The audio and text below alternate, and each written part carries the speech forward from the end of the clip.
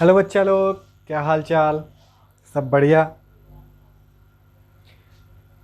मेरा नाम है ज्ञानेन, मैं पढ़ाता हूँ आपको केमिस्ट्री। ये तो आप जानते हैं, फिलहाल ये बोलने की ज़रूरत नहीं है क्या पढ़ाता हूँ। तो हमारा लेक्चर नंबर 3 है। चैप्टर चल रहा है हमारा मेटलर्जी धातुकर्म वाला। चैप्टर नंबर 6 है। चैप्टर नंबर 6 का लेक्चर नंबर 3 है। आज हम बात करने वाले हैं दूसरे नंबर पॉइंट की। दूसरा एस्को का सांद्रण हमने पढ़ लिया है। आपको पता है सांद्रण के बाद किसका नंबर आता था, निस्तापन या भर्जन और प्रगलन का। तो आज हम निस्तापन, भर्जन, प्रगलन की बात करेंगे। निस्तापन व भर्जन, निस्तापन, भर्जन और प्रगलन, ये दोनों 2 नंबर पे थे। धातुकर्म के जितने चरण होते हैं तो सारे हमने लिखाए थे। दोनों 2 नंबर पे लिखा है कि निस्तापन तथा भर्जन। तीसरे नंबर पर प्रगलन लिखाए थे। ये दोनों दोनों 1 नंबर अलग नंबर पे आते हैं। तो कब भर्जन करते हैं, कब निस्तापन करते हैं।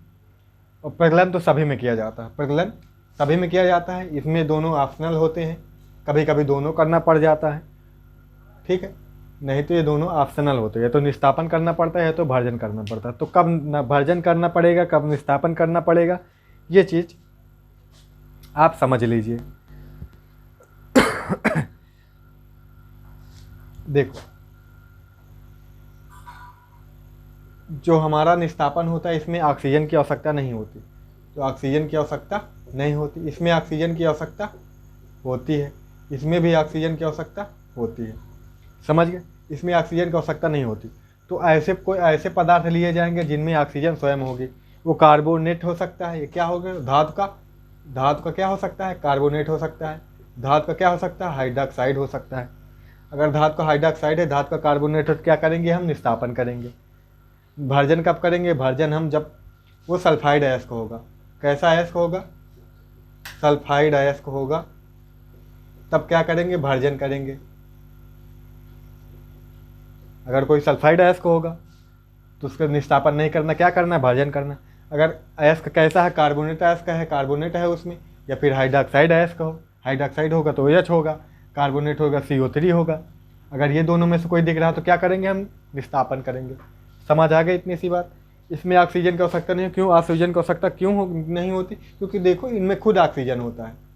इसमें ऑक्सीजन, सल्फाइड अयस्क में ऑक्सीजन की आवश्यकता पड़ती है, क्योंकि इसमें इसके पास ऑक्सीजन नहीं होता है। ऑक्सीजन से ही क्रिया करके जो सल्फाइड अयस्क होगा, सल्फर की अशुद्धि होगी, सल्फर और ऑक्सीजन या सोटो के रूप में ही निकल जाते हैं बाहर। फिर प्रगलन कराते हैं। प्रगलन में एक तरह के धातु का क्या होता है, अपचयन होता है। जो धातु को इन दोनों से धातु के ऑक्साइड मिलेंगे, धातु का ऑक्साइड का प्रगलन कराते हैं तो धातु के ऑक्साइड से धातु प्राप्त हो जाती है। तो एक एक डिटेल में पढ़ लेते हैं। तो पहले आप हेडिंग बना लीजिए, निस्तापन। पहले हेडिंग डाल लीजिए बेटा जी, निस्तापन। कैल्सिनेशन बोलते हैं इसको इंग्लिश में, कैल्सिनेशन।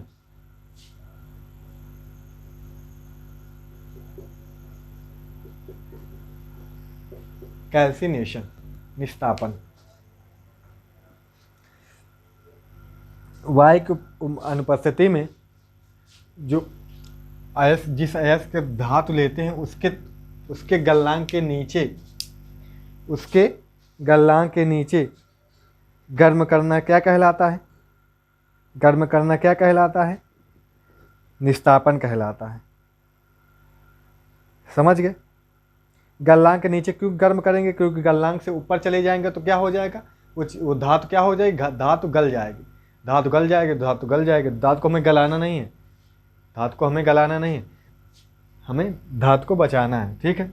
इसलिए उसके गलनांक के नीचे इतना ताप ना होने पाए कि उसके गलनांक से ज़्यादा टेम्परेचर नहीं, उसके गलनांक से जिस टेम्परेचर पर कोई चीज़ गल जाती है उसका क्या कहलाता है, गलनांक कहलाता है, मेल्टिंग पॉइंट कहलाता है।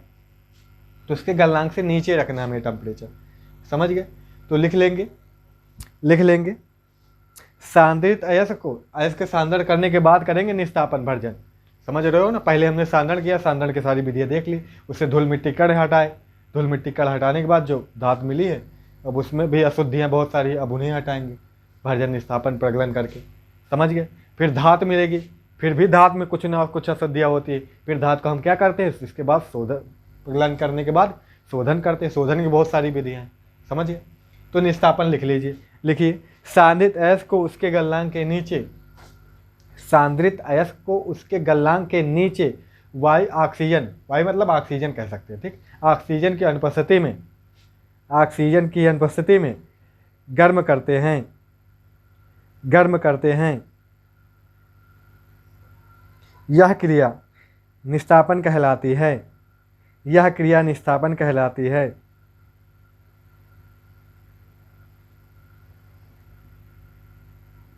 पॉइंट नीचे लिख लेंगे, पॉइंट नीचे लिख लेंगे।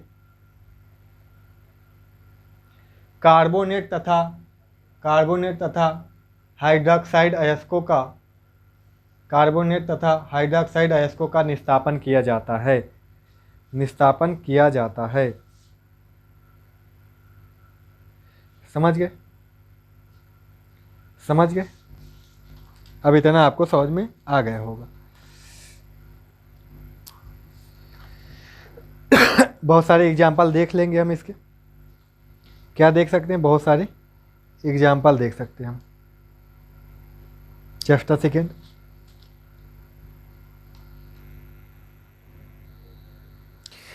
आजकल मेरी तबीयत नहीं सही रहती यार। मैं सोच रहा था आज कि 10वीं वालों को लेसन नंबर 9 से शुरू करना था, पर आज नहीं हो पाएगा। Daily daily double lecture record करता हूँ, जैसे कि वॉमिटिंग जैसा फील होती है, जैसे कि जी मिचलाना वैसा कुछ फील होता है। सर भाई रहता, आज भी दवा ली है, कई दिन से दवा खा रहा हूँ पर आराम नहीं मिलता, लगता अच्छे डॉक्टर दिखाना पड़ेगा। फिर भी वीडियो बनाता हूँ, कंजूसी नहीं करता हूँ। जैसे मैं क्लास में भी ऐसा करता था, बीमार भी रहता था ना, तो दवा लेके दवा खा के पढ़ाता था, लेकिन पढ़ाता था, स्कूल जाता जरूर था पढ़ाने। शौक है ना हमारा, काम चोरी नहीं कर पाते, क्या करें।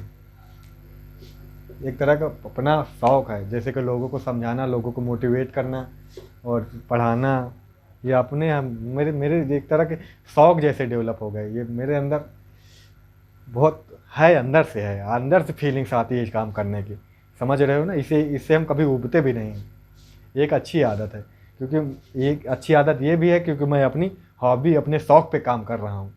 अगर हम अपने शौक पे काम करेंगे, जो हमारा पैशन है, अपने पैशन को फॉलो करो, तो पैशन को फॉलो करेंगे तो हम कभी उबेंगे नहीं उस काम से, समझ रहे हो ना। क्योंकि हमारा अंदर से खुद फील होता है वो चीज़ हम करें, तो हम उबेंगे क्यों, इसलिए मैं उबता नहीं हूँ कभी, समझ गए। चलो, निस्तापन के उदाहरण निम्न है। निस्तापन के उदाहरण क्या है? निम्न है। पहला लिख लेंगे, पहला ले लेंगे। जैसे हमने ले लिया एल्युमिनियम का हाइड्रोक्साइड ले लिया, वायु की अनुपस्थिति में गर्म करना है, गर्म ही करना है। क्या करना है? गर्म। हीट का निशान भी आप लगा सकते हैं, हीट का निशान भी आप लगा सकते हैं। तो क्या इसमें जल बाहर निकल जाता है, क्या बनेगा? एल्युमिना बनेगा, समझ गए। ऑक्सीजन पर 2, एल्युमिनियम का 3, ये बन जाएगा। बैलेंस कर लेंगे। ऑक्सीजन 3 है तो ऑक्सीजन यहाँ पे, ऑक्सीजन 3 है फिलहाल, 3 1 4 हो गए थे ना, 3 दूनी 6। हाइड्रोजन कितने हो गए? 6। हाइड्रोजन 6 हो गए, तो यहाँ पे कितना लगाएंगे?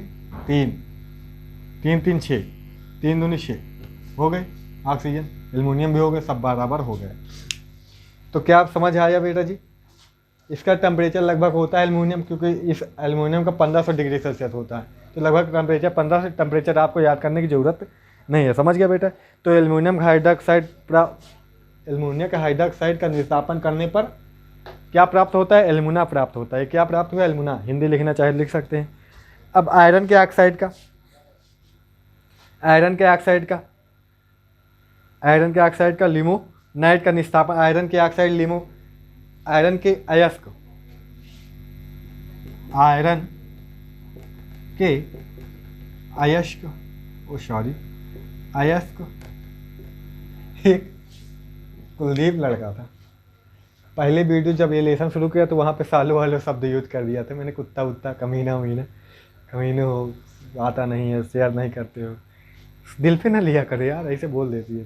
दोबारा तो नहीं बोले ना, अब नहीं बोलेंगे, ठीक है, कुछ नहीं कहेंगे, तुम सब बउआ हो, बढ़िया हो, ठीक है, कुछ नहीं कहेंगे, कुछ भी। मैं अपना काम कर रहा हूँ, बाहर में जाए क्या मिल रहा है क्या नहीं, इससे नहीं सोचूंगा। अपना काम कर रहा हूँ, बात खत्म। ठीक है, मैं करता रहूँगा, बात खत्म। 10 लड़के देखें, 2 लड़के देखेंगे मेरा वीडियो, तब भी मैं वीडियो बनाता रहूँगा। ठीक है, कोई दिक्कत वाली बात नहीं। ठीक है, कोई पढ़े ना पढ़े, जो ज़रूरत समझता है मैं अपना बेस्ट देने की कोशिश करूँगा, बहुत कुछ करता रहूँगा। ठीक है, तो आयरन के अयस्क किसका हम करने जा रहे थे बेटा जी? किसका निस्थापन कर रहे? लिमोनाइट का। लिमोनाइट का निस्थापन कर दे हम। ये होता क्या है? Fe2O3 इंटू 3H2O, तीर का निशान ऊपर हीट का निशान। इसे क्या करेंगे, क्या बनेगा? सीधी सी बात है, पानी बाहर उड़ जाएगा, पानी बाहर निकल जाएगा, है ना। पानी बाहर निकल जाएगा, गर्म किया जाएगा तो पानी बाहर ही तो जाएगा, और इसी का ऑक्साइड बन जाएगा। समझ गए? फेरिक ऑक्साइड प्राप्त होता है। क्या प्राप्त होता है? Ferric oxide.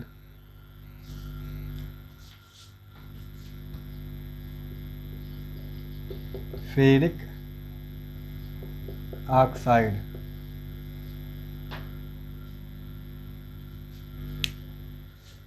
फेरिक कब लगाते हैं? इक कब लगाते हैं? जब ऑक्सीडेशन नंबर ज़्यादा शो करता है ना, ऑक्सीडेशन नंबर या फिर कितना शो कर रहा है यहाँ पे 3, तो क्या लगाते हैं? इक लगाते हैं, है ना, इक लगाते हैं। फेरस कब लगाते हैं? जब ऑक्सीडेशन नंबर 2 शो करता। जैसे Fe बनाता तो क्या कहते हैं? इसे फेरक ऑक्साइड कहते हैं। फेरिक ऑक्साइड बोल रहे हैं क्योंकि ऑक्सीडेशन नंबर अधिक शो कर रहा है। और भी एग्जांपल देख सकते हैं आयरन का, और भी सिरेटाइन होता है। अब कार्बोनेट वाले देख सकते हैं, ये तो हाइड्रोक्साइड वाले, ये कैसे हैं? हाइड्रोजन वाले हाइड्रोक्साइड वाले हैं। कार्बोनेट वाले देख लेते हैं, कार्बोनेट वाले भी देख लेते हैं ना, उनके उदाहरण भी देख लेते हैं। कार्बोनेट जैसे जिंक कार्बोनेट ले लिया हम, जिंक का कैलामिन, जिंक कार्बोनेट का क्या बोलते हैं? ये कौन सा अयस्क का? जिंक का अयस्क है, इसको कैलामिन बोलते हैं। कैलामिन का निस्थापन तो क्या बनाएगा बेटा जी? गर्म करेंगे तो कार्बन डाइऑक्साइड के रूप में ये निकल जाएगा, यही तो निकलेगा, जिंक ऑक्साइड बन जाएगा, है ना। यही तो होगा, और तो कुछ हो नहीं सकता इसमें, यही होगा।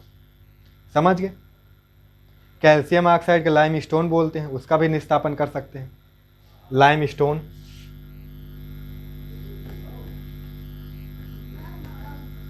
लाइम स्टोन कैल्शियम कार्बोनेट को बोलते हैं, इसका भी निस्थापन कर सकते हैं। कैल्शियम ऑक्साइड बनेगा और क्या बनेगा? CO2 बाहर निकल जाएगी। और भी हो सकता है ना।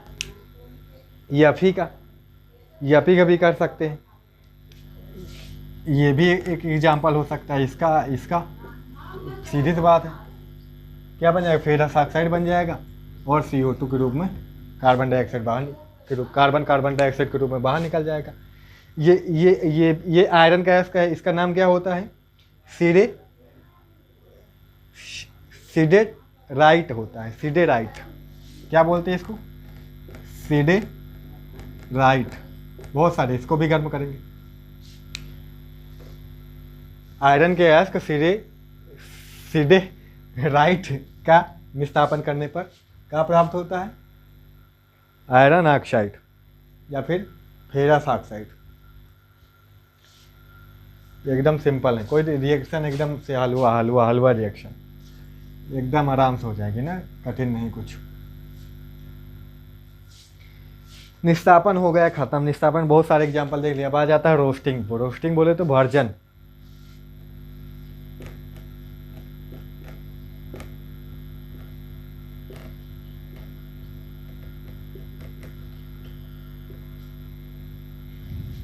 रोस्टिंग, अब इसको हमने बताया अभी, जैसे कि इसको ऑक्सीजन की उपस्थिति में कराते हैं, इसको भी गर्म में करते हैं। यहाँ पे ऑक्सीजन की उपस्थिति होगी तो ऑक्सीजन जुड़ेगा, ऑक्सीजन होगा तो यहाँ पे ऑक्सीजन लेंगे ना हम, तो ऑक्सीजन जुड़ेगा।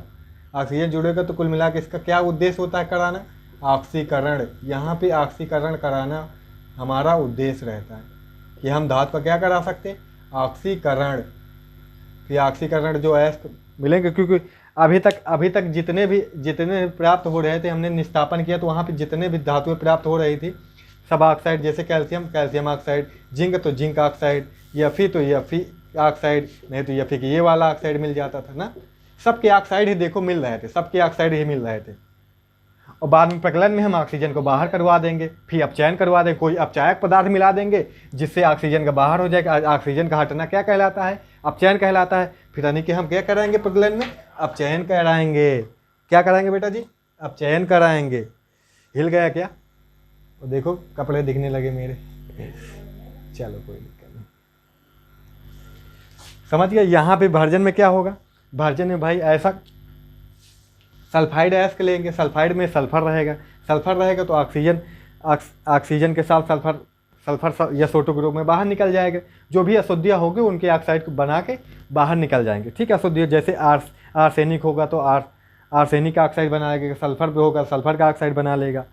समझ रहे हो?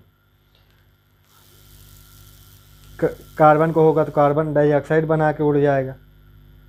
समझ रहे हो? और क्या होगा? इंक बहुत लगती है यार, पैसा वैसा कुछ मिल नहीं रहा है कहीं से। पैसा जो था लॉकडाउन में सब हो गया ख़त्म। जो थोड़ा बड़ा था ये सब बच जोड़ नहीं पाते थे। स्कूल से मिला तो है नहीं कुछ। जब से चल रहा है ऐसे ही चल रहा है, ठपा ठप। समझ रहे हो? पैसा ऐसा है नहीं यार, कुछ ऐसे ही काम चल रहा है सब। स्कूल वाले दे भी नहीं रहे, दे का फीस नहीं जमा हो रहे तो कहाँ से दे? स्कूल वाले कहाँ से दे? पढ़वा रहे हैं बस, मैं भी पढ़ा रहा हूँ, पर कब तक ऐसे काम चलेगा यार? पैसा आना भी चाहिए ना कहीं से कहीं से। करें क्या इसके लिए बताओ? मिटा दे इसको। समझ गए नहीं? ये वाली चीज़ क्या कराते हैं? तो आर्सेनिक होगा तो आर्सेनिक के ऑक्साइड के रूप में निकल जाएगा, सल्फर होगा सल्फर के ऑक्साइड, कार्बन और कार्बन के ऑक्साइड के रूप में, सभी के ऑक्साइड के रूप में अशुद्धियाँ निकल जाए और ऑक्सीजन उस धातु के साथ जुड़ के उसका क्या बना लेगा? उसका क्या बना लेगा? उसका ऑक्साइड, उस धातु का ऑक्साइड बना लेगा। ठीक है, ऑक्साइड धातु ऑक्साइड का जो होगा उसका हम क्या कर देंगे? फिर प्रगलन कर देंगे। प्रगलन किसकी उपस्थिति में? कोई सी अपचायक उपस्थिति में, जो अपचयन करवा सके उसका, यानी कि ऑक्सीजन को उसके हटा सके। ठीक है, तो लिख लो इसको, लिख लो। सांद्रित अयस्क को वायु की उपस्थिति में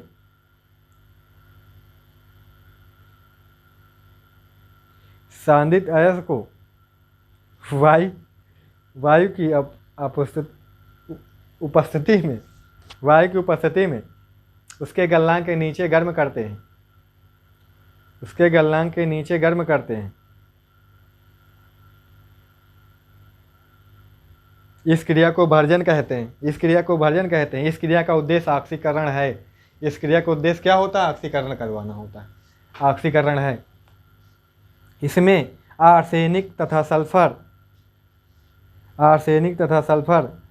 आदि की अशुद्धियाँ ऑक्साइड के रूप में बाहर निकल जाती हैं। ठीक, और एग्जाम्पल तो वही है, और क्या बोल सकता हूँ मैं? बस छोड़ो, उदाहरण देखो फिर। लिखो नंबर 1, उदाहरण नंबर 1 लिखो बेटा जी। पहले लिखो, थ्योरी लिखो। आयरन के निष्कर्षण में सांद्रित ऑक्साइड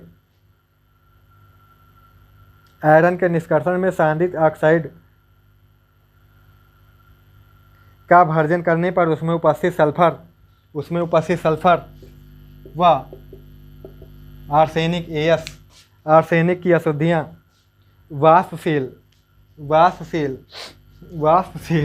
SO2 व H2O3, ठीक, आर्सेनिक ऑक्साइड ये वाला बनाता है ना, इस पर 3 होता है ना, इसलिए 3 ऑक्सीजन जोड़ते हैं। समझ गए? के रूप में बाहर निकल जाती हैं तथा अयस्क में उपस्थित फेरस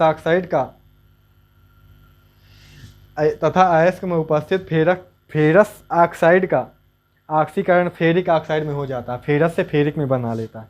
फेरस से क्या बना लेता है? फेरिक बना लेता है। ये हरामखोर लाइट भी चली जाती है यार। चलो इसका उदाहरण देख लेते हैं, लाइट का इंतज़ार कर लेते हैं। ठीक है,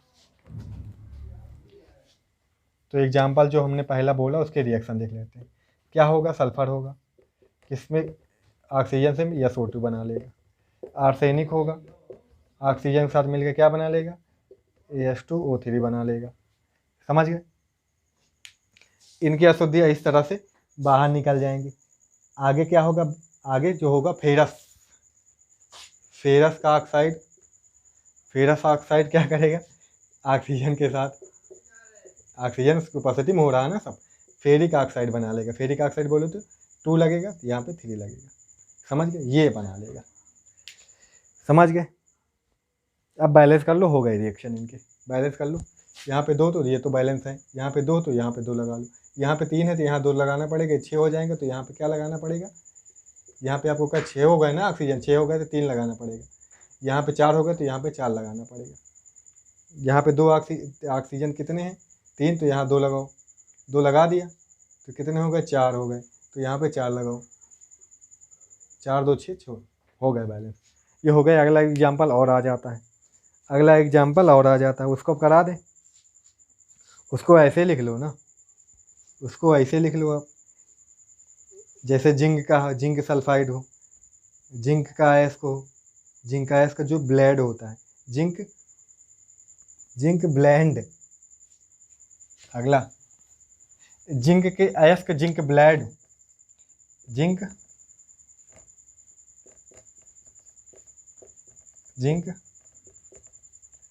ब्लेंड, जिंक ब्लेंड क्या, इसका इस ZnS का ऑक्सीजन को उपस्थिति में कराएंगे तो क्या बनेगा, ZnO बनेगा प्लस SO2 के रूप में बाहर निकल जाएगा। समझ रहे हो, बैलेंस कर लो, यही होता है। जिंक के आयस के जिंक ब्लेंड का भर्जन करवाते हैं तो उसमें उपस्थित सल्फर ऑक्सीजन से क्रिया करके SO2 के रूप में बाहर निकल जाती है तथा जिंक ऑक्साइड प्राप्त हो जाता है। जिंक ऑक्साइड इसका और भी कर सकते हैं, तुमको पता है, इसका हम CO से भी करा सकते हैं, कार्बन मोनोऑक्साइड से करा सकते हैं, करवा सकते हैं, इसको ऐसे भी करवा सकते हैं करवा सकते हैं, लेकिन कार्बन मोनोऑक्साइड से नहीं करवा सकते।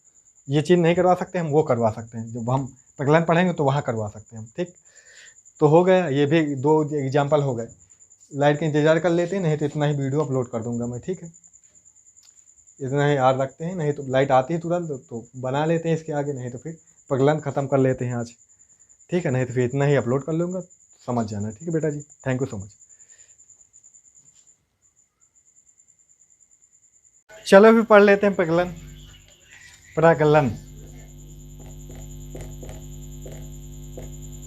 प्रज्वलन में होता क्या, एक तरह से अपचयन करवाते हैं हम। अपचयन किसी अपचायक की उपस्थिति में कराएंगे। यहाँ पे जो ऑक्साइड हमने भर्जन में क्या मिले थे, धातु किस रूप में मिली थी, ऑक्साइड के रूप में। प्रज्वलन में निस्तापन में किस रूप में मिली थी, ऑक्साइड के रूप में। समझ रहे हो, तो क्या करेंगे हम, ऑक्साइड का धातु में अपचयन कर देंगे। तो उसी प्रज्वलन में क्या होता है, जो ऑक्साइड होता है, ऑक्साइड जो हमें प्राप्त हुआ, ऑक्साइड का धातु में अपचयन,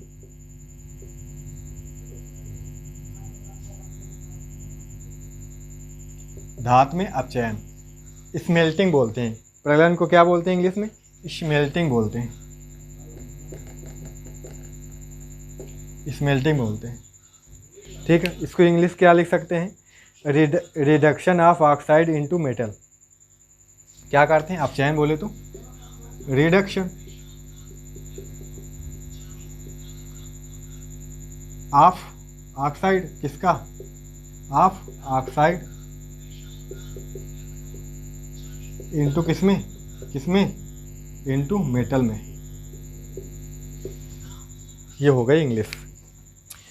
क्या कर देंगे, सांद्रित या भर्जित जो भी कहो, है ना, भर्जित अयस्क भी बोल सकते हैं हम, यहाँ पे सांद्रित अयस्क बोलते, क्योंकि सांद्रित के भी ऑक्साइड होते हैं, उनका भी लिख लोगे तो हिंदी लिख लो बेटा जी। सांद्रित या भर्जित अयस्क में कोक मतलब कोयला यहाँ पे अपचाय का कार्य करता है।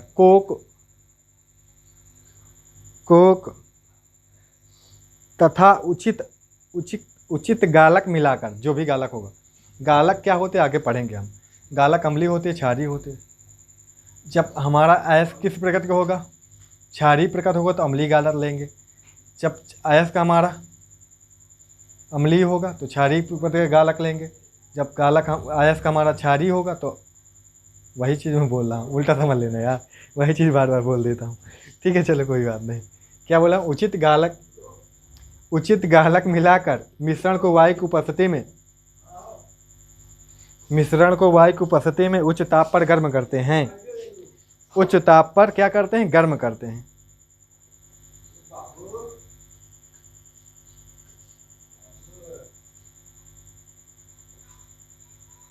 यहाँ पे जो कार्बन और कार्बन मोनोऑक्साइड या कोई अन्य धातु अपचायक का कार्य करते हैं, ठीक है, दोनों कर सकते हैं। इस क्रिया को प्रगलन कहते हैं। इस क्रिया को प्रगलन कहते हैं।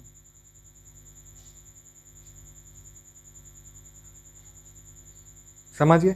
प्रगलन में बहुत सारे काम होते हैं। कुछ मैं ऐसे मौखिक आपको ओरल बताता हूँ, सिर्फ सुन लो। जैसे धातु अयस्क का गलित धातु का क्या हो जाता है? अपचयन हो जाता है। अयस्क में जो अशुद्धियाँ होती हैं वो धातुमल के रूप में क्या हो जाती हैं? अलग हो जाती हैं धातुमल के रूप में। धातुमल वगैरह क्या है ये आगे पढ़ेंगे हम सब। और क्या होता है, जो धातुमल का गलनांक कम होता है और यह गलित धातु में क्या होती है? आविलेय होती है। गलित जो धातु होती है उसमें आविलेय होती है, उसमें घुलती नहीं, अर्थात उससे अलग रहती है। इसलिए धातुमल अलग प्राप्त कर लेते हैं और उसे एकत्रित कर लेते हैं, अलग कर लेते हैं। समझ गए? और धातुमल जो होता है ऊपरी निकास छेद से उसे कुल मिला के उसे बाहर कर दिया जाता है। और प्रगलन के कुछ उदाहरण निम्न हैं, उन्हें हम देख लेंगे। इसके उदाहरण देख लो। नंबर 1, इसके क्या देख लो? उदाहरण देख लो।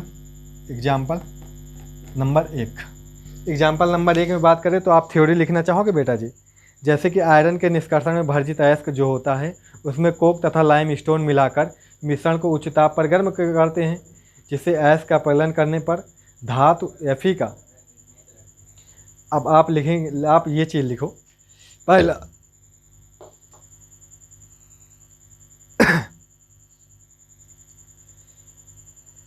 आयरन के भर्जित अयस्क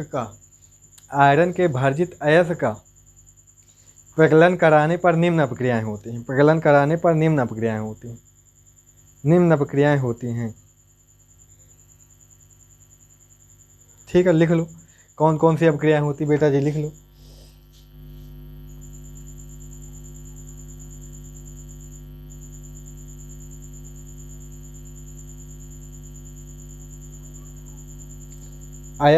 अयस्क में उपस्थित सिलिका की अशुद्धि कैल्शियम सिलिकेट ब्रैकेट में धातुमल के रूप में अलग हो जाती है, बाहर हो जाती है। यहाँ पे जो लाइम स्टोन मिलाया करते हैं ना बेटा जी, वो इसमें लाइम स्टोन भी डालते हैं, वो यहाँ पे गालक का होता है। अच्छा, यहाँ पे क्या होता है? गालक होता है। आगे लिख लेंगे, धातु ऑक्साइड का अपचयन CO द्वारा होता है। धातु ऑक्साइड का अपचयन किसके द्वारा होता है? CO द्वारा होता है। CO कैसे बनती है? ऑक्सीजन को उपस्थिति में कराते हैं, यहाँ पे कार्बन होता है, कार्बन अपचय का कार्य करता है, तो कार्बन और ऑक्सीजन क्या बना लेते हैं? क्या बना लेते हैं? CO2 बनाते हैं। CO2 बनाते हैं। फिर क्या होता है? CO2 और कार्बन मिलके फिर कार्बन मोनोऑक्साइड बना लेते हैं। समझ गए? ये कार्बन मोनोऑक्साइड इसका अपचयन कर देती है। यही तो है अयस्क, जो ऑक्साइड अयस्क प्राप्त हुआ था, यही तो प्राप्त हुआ था। या तो ये हो सकता है या तो फेरस वाला हो सकता है। ये तो फेरिक ऑक्साइड है। फेरिक ऑक्साइड किसके द्वारा अपचयित होगी? कार्बन मोनोऑक्साइड CO द्वारा अपचयित होगी। CO कैसे बनी? देख लो, ऐसे बनी है। समझ रहे हो? कार्बन हमने मिलाया है, कोक हमने मिलाते हैं प्रगलन में, तो मैंने आपको बात बताई। ऑक्सीजन की उपस्थिति में होता है, ये भी मैंने आपको। ऑक्सीजन कार्बन के साथ क्रिया करके कार्बन डाइऑक्साइड बना लेगी। कार्बन डाइऑक्साइड कार्बन से फिर क्या? कार्बन मोनोऑक्साइड बने। कार्बन मोनोऑक्साइड द्वारा इसका अपचयन होगा। समझ गए? इसमें होगा क्या?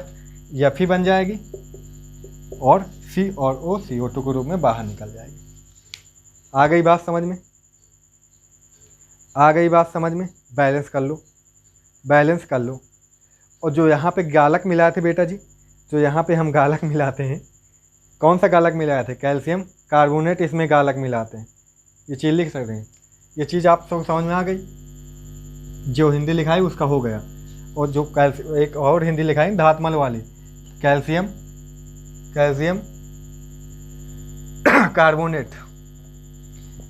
कार्बोनेट, यहाँ पे किसका काम करता है? सिलिकेट। ये क्या है?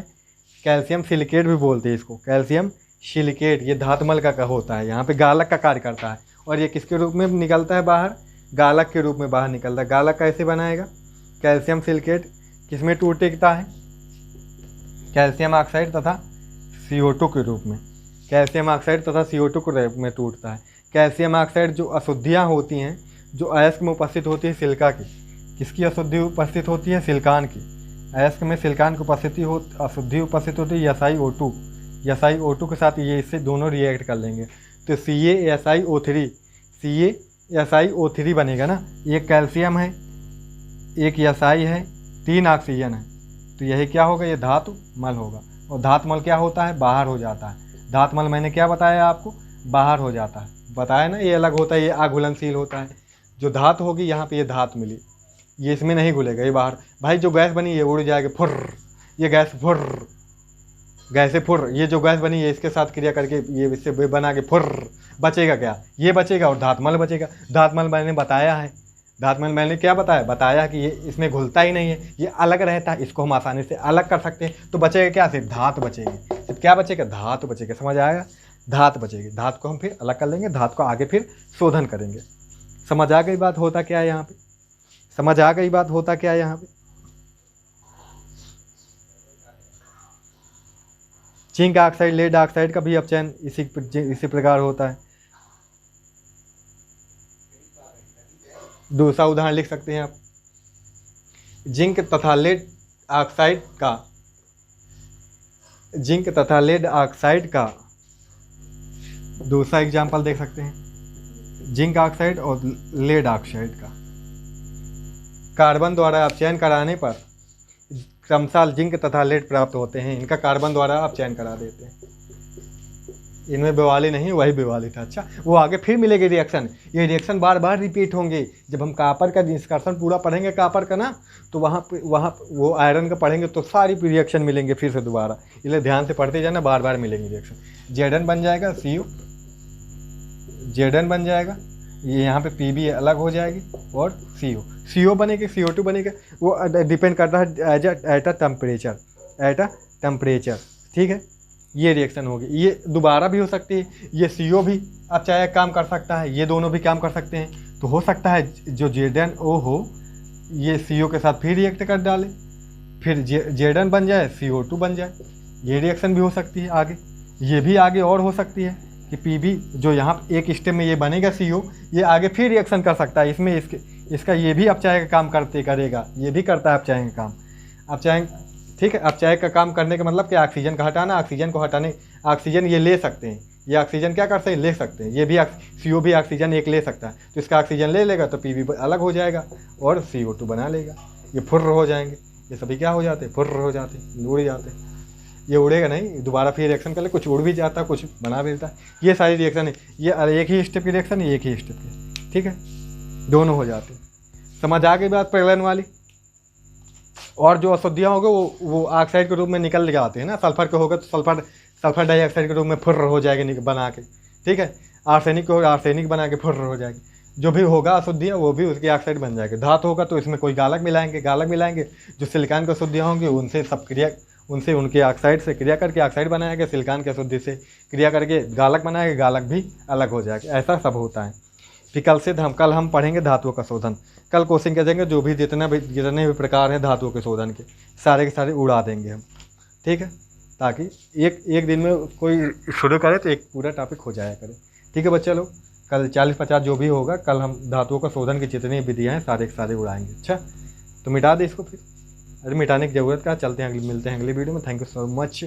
वीडियो को शेयर कर देना, लाइक शेयर कर देना, चैनल सब्सक्राइब नहीं किया सब्सक्राइब कर लेना। अपने दोस्तों को बोलो जो भी जिस भी स्कूल के हो पढ़ सकते हैं, कोई दिक्कत वाली बात नहीं। उनके स्कूल में जो पढ़ाया जाएगा यहाँ भी पढ़ के समझ सकते हैं। ठीक है, क्योंकि पिछड़ रहा है, सब कोई वीडियो बना के नहीं दे रहा है। हर विद्यालय में इस तरह वीडियो बना के नहीं दिया, कोई इतना भी अच्छा विद्यालय हो। ठीक है, क्योंकि ऑनलाइन टीचिंग के लिए सब प्रिपेयर नहीं होते, सब कैमरे के सामने बोल भी नहीं पाते हैं, सब ऐसे पढ़ा भी नहीं पाते हैं। मतलब पढ़ा तो लेते हैं वो, मतलब कैमरे के सामने ऐसे वीडियो में पढ़ाना, कोई बच्चा बैठा नहीं ऐसे ही बड़बड़ाना, अगल बगल जो सुनते हैं देखते हैं कि कौन बड़बड़ा रहा है भाई, क्या चिल्ला रहा है, ऐसा बोलता है।